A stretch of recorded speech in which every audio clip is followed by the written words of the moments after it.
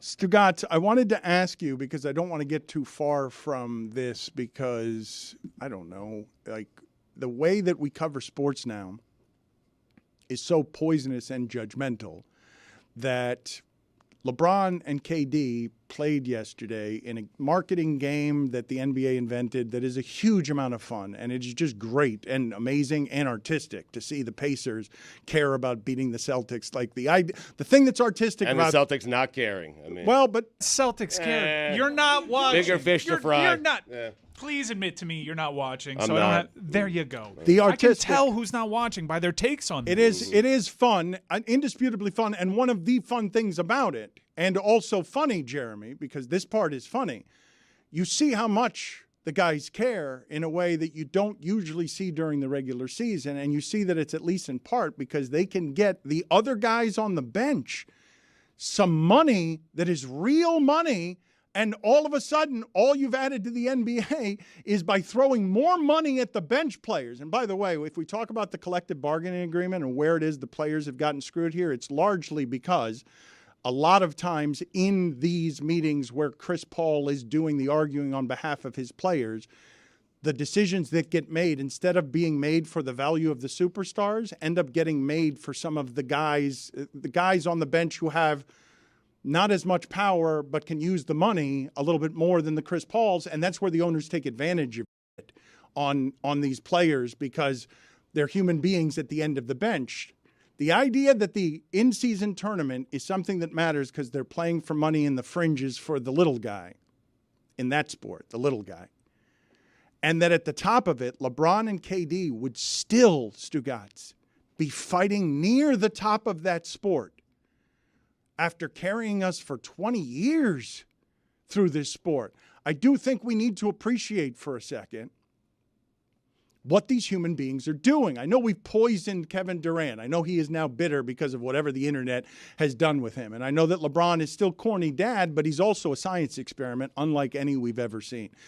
The idea that he's still doing stuff at the basket that out-physicals people 15 years younger than him is totally nuts. But I want to ask you within this, I want to play some Kevin Durant sound while we appreciate the fact that LeBron and KD are still great at this, and now we're having the discussion that they deserve, where, you know, Kendrick Perkins is saying Kevin Durant is the greatest scorer ever. We're putting these people in the context. We spent 20 years saying this one's not as good as this one. Kevin Durant's not as good as this one.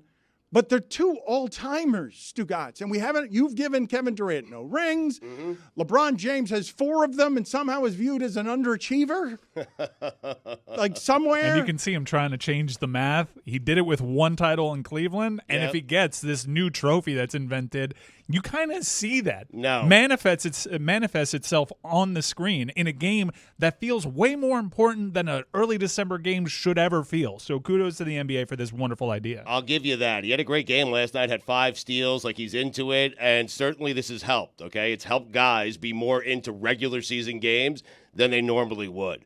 But we're playing for Christian Wood, who's making $5 million a year. That's the thing behind this. No, That's there are a what lot makes of it guys who exciting. aren't You, making as a nearly sports that fan, much. should say that they're playing for a trophy, which should matter, and it doesn't have any kind of value or social currency right now. But through performances like LeBron's and Haliburton's and seeing the emotion at the end of the bench, then this trophy will start mattering when you can attach emotional moments to them. But it doesn't matter now. So winning an IST does not bring LeBron closer in terms of resume to Michael Jordan. Michael Jordan doesn't have one of those. Can't wait for that to age into 2 or 3 in-season tournaments turning into rings. But the cool part has really been, like, last night, LeBron James has this huge performance in a game that matters, and he says, I'm trying to defeat Father Time. Like, you get to have these type of moments and these type of quotes that only come from that playoff-type atmosphere. And what you saw the other night in Indiana was a playoff atmosphere. It was spectacular to see how the end of that what game we saw, went. Stugotz did not see. I didn't see it, but I'm not going to allow you guys to give a win in Game 20 of the regular season and make it like some sort of meaningful win. The Indiana Pacers have here. 10 guys who make less than $3 million. They have 3 two-way contracts on the team. You saw the excitement from that bench. I can so understand cool. why you're arguing that it's not the playoffs. It's not headed toward a championship ring. But to act like these games don't matter at all when there's clearly an extra motivation behind them and the fan bases are leaning into it, where you're getting playoff type basketball at this point. I think the reason why this is so exciting is normally because November and December don't matter in this way. People are only paying attention to the NFL. People are only paying attention to college football, and these games in the regular season aren't as relevant. Now these games matter in a way that has been so much fun to watch. Phoenix is out. The Lakers are still in. And Stugotz, I am surprised. Okay, I'm not surprised that you're not watching, but I am surprised that we can't get you interested in the idea of these guys are pretty overtly playing for money. They're playing for extra money. I would think that if I put a TV show on hosted by any celebrity and people get to play for money, and I tell Stugotz that he could have an emotional interest involved in somebody winning more money and because the contestants care a little bit extra, I would think that that would be a game show that you would want to watch. Or in general, any game show like that gives away money. This is your wheelhouse. Here you have it in sports, except it is offensive to the hardened sports fan. Really? I've got to give them more money to get the emotion out of them? I have to give them more money to get them to not load manage and not care, like not look like they don't care? But it may be bigger than that. I might have to give them more money in this trophy to keep my superstars by giving them moment. Look how Haliburton's bursting onto the scene. Look at the Pelicans, who are a play-in team presently, that since the moment he was drafted, felt like they were fighting for their life to keep Zion Williamson. They're in this Final Four now, and they'll actually have something at the end of the road, to a mark of progress, a piece of hardware to show Zion, it's working. Please buy in. I think it's a wonderful thing, and I hope that the NHL learns from it. There's a lot of NHL beat writers that are taking up this cause. Make the Winter Classic the big culmination of an in-season tournament.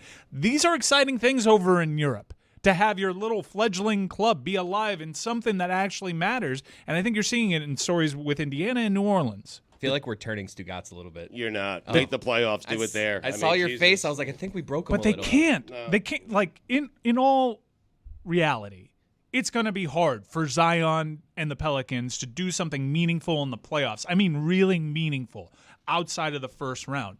Some of these teams can't do it in the playoffs, but they can do it here in these one-game samples. And I think that's going to be cool going forward. And Tyrese Haliburton, he's the perfect example of this. He has become an NBA superstar in the last couple of weeks, where people have been like, that "Oh man, would have happened anyway, Jeremy. Really? No, it would have happened anyway. No one would have been watching the Indiana Pacers if not for these nationally televised games where they take down the Boston Celtics at the end of a game. He is playing spectacular basketball, but you know what? You would have just said, do it in the playoffs. Everybody would have just said, do it in the playoffs. Nobody pays attention to the regular season. And now, in these couple of weeks, you've given him this platform to turn into the superstar that he rightfully deserves to be, and that is spectacular. Has this expanded the audience? Are more people watching these games? Because they got a million viewers. Would have became a star anyway, Indiana Boston got over 1 million viewers going up against Monday Night Football, which is a good story to tell. Imagine if there weren't IST stakes on it, it would be a much lower number. And you would have only had local broadcasts for it, right? Like, I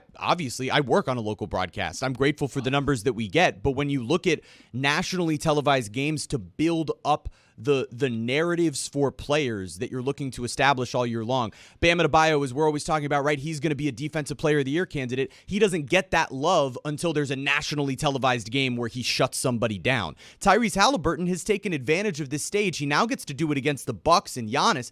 I mean, this is everything that we want at this time of the year. And to get it in the middle of the regular season, this has been a huge success. Tony, why are you laughing? Are you playing to the camera there? Yeah, I was playing to the camera, it's Dan. Mask. It was looking at me. So Chris has been talking in my ear like, hey, you're on camera, nod. So when Mike was making a point, I would go like this. Tell us how the sausage Give away the is made. bit. But then I looked up and I was like, I know, but you distracted me. oh, sorry. No one cares about that.